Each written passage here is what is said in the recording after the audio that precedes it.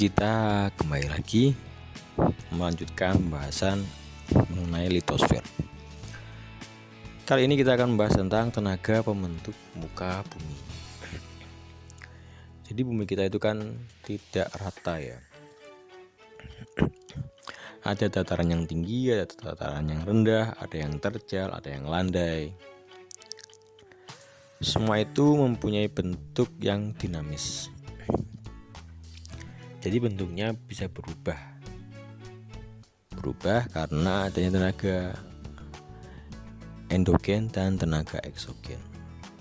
Apa itu tenaga endogen dan tenaga eksogen? Kali ini kita akan bahas tentang tenaga endogen. Merupakan tenaga yang berasal dari dalam bumi dan bersifat membangun. Hal ini dikarenakan tenaga ini bisa membentuk bentukan-bentukan baru di bumi. Jadi karena ada tenaga ini kemudian bisa muncul gunung, pegunungan, bisa muncul daratan, bisa muncul lembah, dan lain sebagainya. Tenaga ini dibagi menjadi 3 proses, yaitu proses tektonisme, vulkanisme, dan seisme atau gempa. Oke, kita bahas tektonisme. Merupakan pergerakan lempeng tektonik di bumi, baik berupa lempeng samudera ataupun lempeng benua yang bergerak. Pergerakannya bisa saling mendekat, bisa saling menjauh, ataupun bergesekan antara satu lempeng dengan lempeng yang lainnya. Gunungan dan terjadinya gempa, seisme yang kita rasakan merupakan salah satu bukti dari adanya tenaga ini.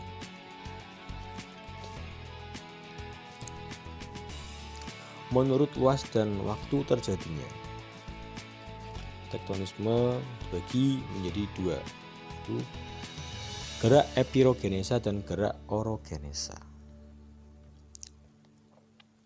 Gerak epirogenesa merupakan gerakan yang bergeraknya lambat pada wilayah yang luas. Jadi perubahan letak lapisan kulit bumi yang bergerak secara lambat dan wilayah yang luas. Jadi karena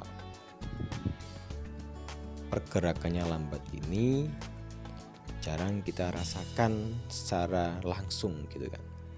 Jadi kita merasakannya setelah begitu terlihat perbedaannya baru kita rasakan, dan perbedaannya itu bisa kita rasakan dalam waktu yang lama. Epirogenesa dibagi menjadi 2, epirogenesa positif dan epirogenesa negatif.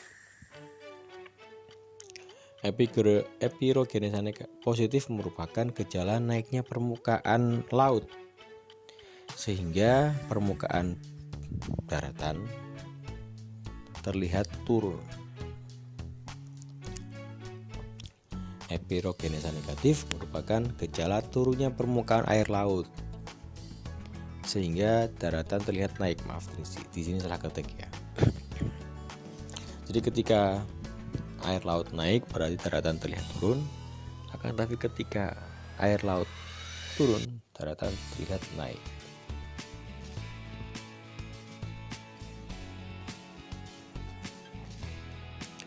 Yang kedua adalah gerak orogenesa.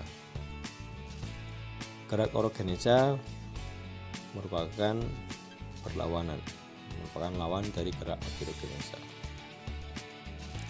Kalau epirogenesa itu waktunya lambat dan wilayahnya yang luas, kalau orogenesa merupakan gerak tenaga endogen yang terjadi pada waktu yang relatif cepat dan meliputi wilayah yang lebih sempit. Dampak dari adanya gerakan ini adalah munculnya lipatan, patahan, sesar, graben, dan horst.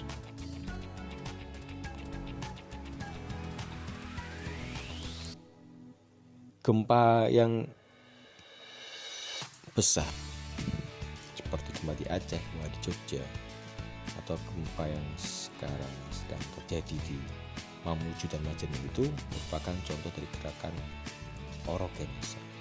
Waktunya hanya beberapa detik saja, tapi kemudian langsung bisa merubah sebuah gerakan di permukaan bumi, bisa merubah topografi di bumi, langsung terlihat. Yang kedua, proses yang kedua merupakan proses vulkanisme. Merupakan peristiwa yang berhubungan dengan pembentukan gunung api ya. Yaitu pergerakan magma dari dalam litosfer yang menyusup ke lapisan yang lebih atas atau bisa juga sampai ke permukaan bumi. Seperti yang saya jelaskan kemarin ya di siklus batuan. Jadi dalam bumi terdapat magma yang berada di dalam dapur magma atau lit. Magma ini bisa keluar melalui pipa magma.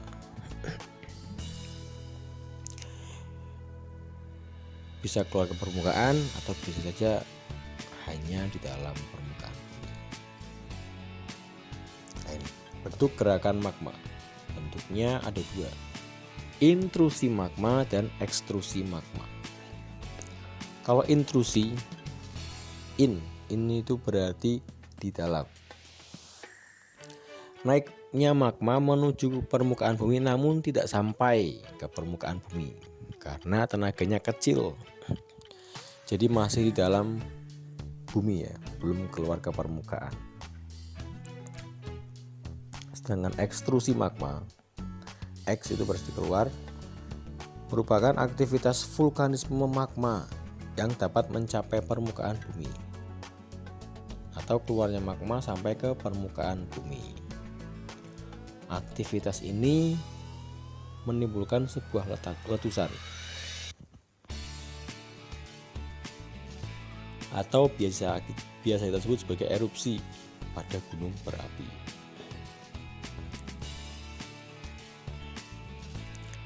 Gunung berapi berdasarkan kekuatan dan kandungan material yang dikeluarkan. Yang pertama adalah erupsi eksplosif. Eksplosif berarti kekuatannya besar dan menyemburkan material vulkanik yang berupa padat dan cair. Biasanya karena letusannya kuat ini, maka erupsinya memakan waktu lebih cepat. Yang kedua adalah erupsi efusif, yaitu letusan yang tidak menimbulkan ledakan besar karena tekanan gas yang kurang kuat. Material yang dikeluarkan adalah cair atau sebagian besar lava dan sedikit material padat yang berukuran kecil. Lava itu merupakan magma yang sudah keluar ke permukaan bumi. Jadi kalau dalam bumi disebut magma, ketika magma itu berhasil keluar ke permukaan bumi disebut sebagai lava.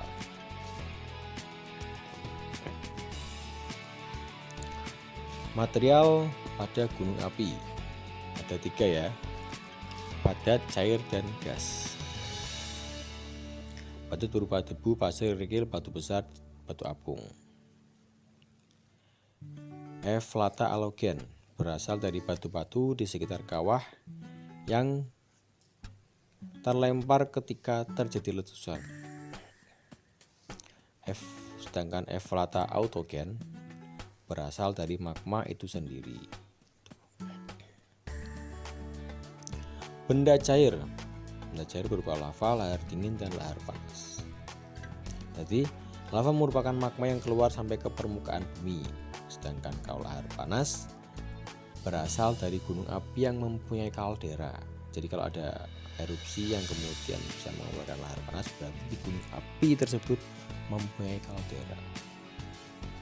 Sedangkan lahar dingin merupakan lahar dari letusan gunung api yang sudah mengendap.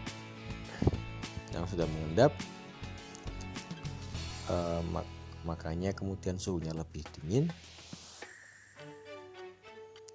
berbeda dengan lava.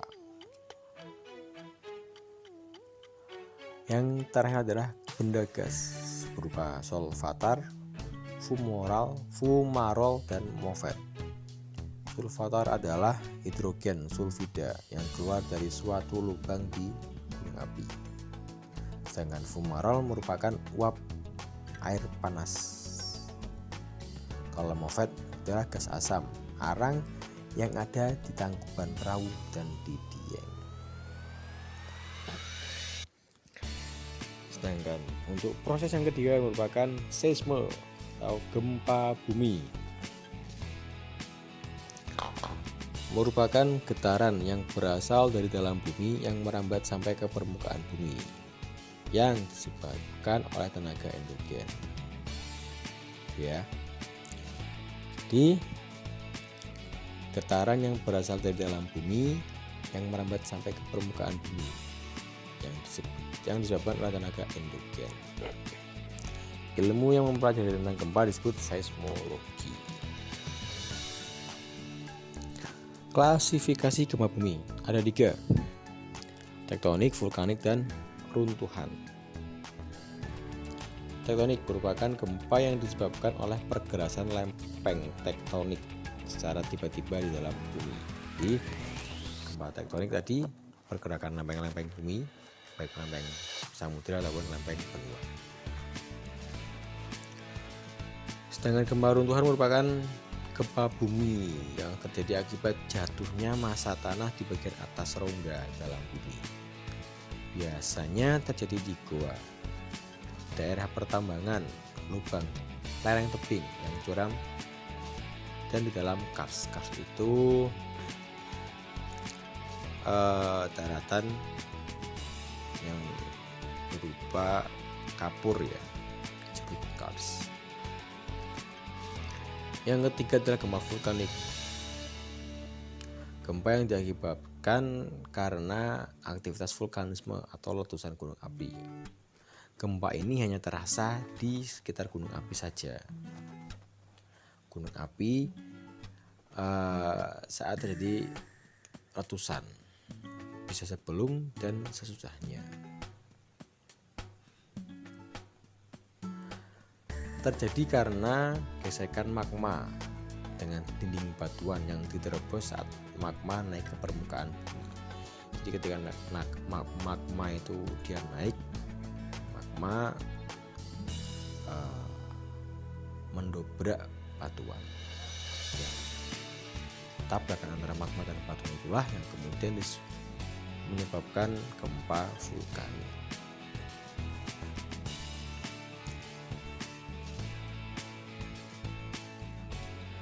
Itu untuk materi pada hari ini. Pandemic is not over, so stay safe and stay healthy. Terima kasih atas perhatiannya. Wassalamualaikum warahmatullahi wabarakatuh.